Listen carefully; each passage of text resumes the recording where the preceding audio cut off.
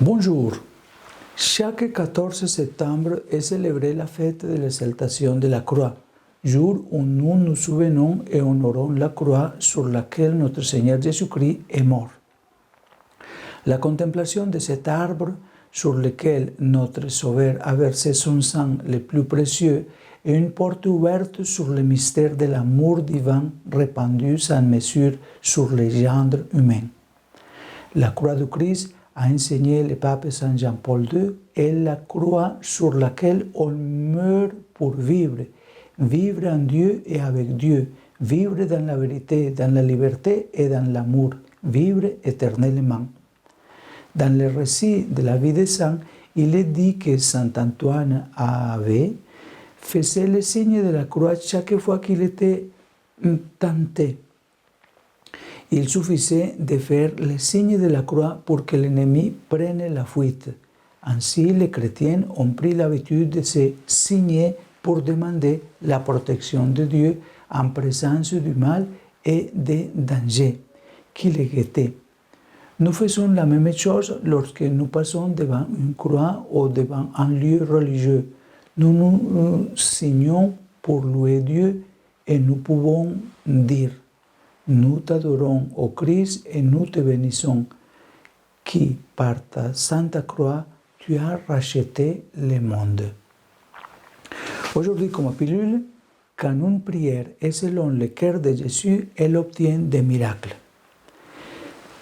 Dans la vie quotidienne, nous devons toujours prier, que nous soyons dans la rue ou sur le terrain, que nous effectuons des tâches de bureau ou à la maison.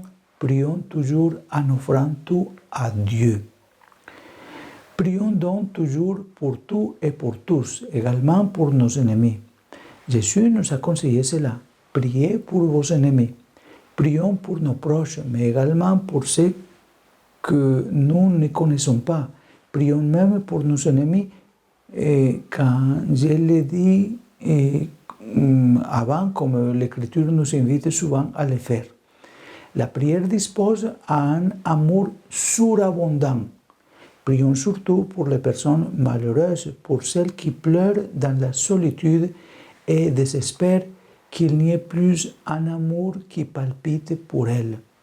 La prière accomplit des miracles et les pauvres ont alors l'intuition, par la grâce de Dieu, que même dans leur situation de précarité, la prière d'un chrétien a rendu présente la compassion de Jésus.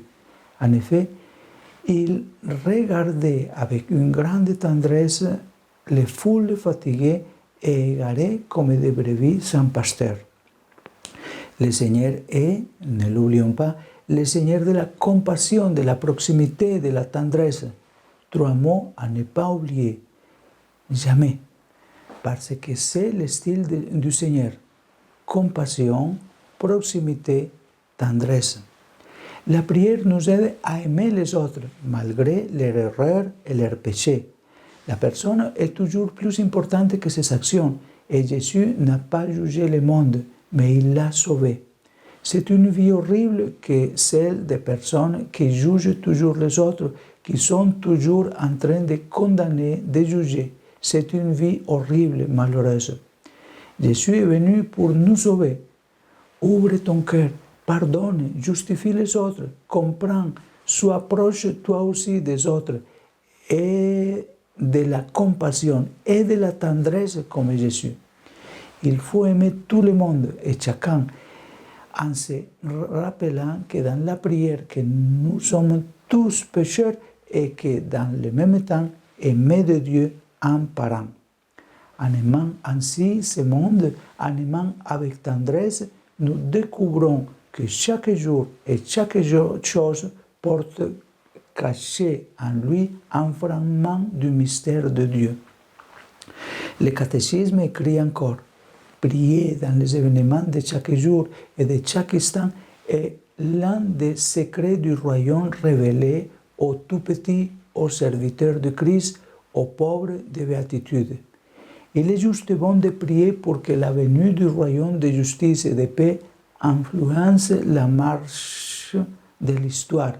Mais il est aussi important de pétrir par la prière la pâte des humbles situations quotidiennes.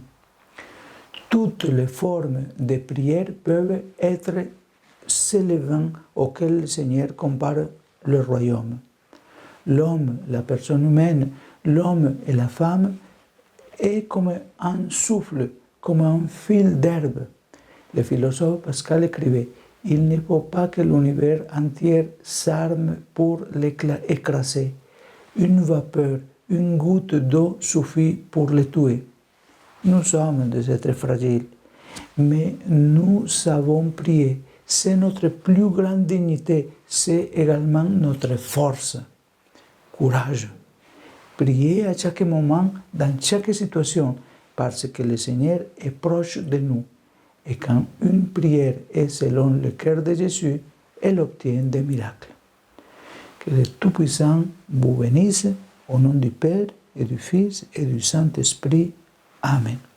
Et n'oubliez pas, s'il vous plaît, donner un like à ces contenus, de les partager. C'est une façon de les multiplier, de faire que cet apostolat arrive de plus en plus à du monde. Bonne journée.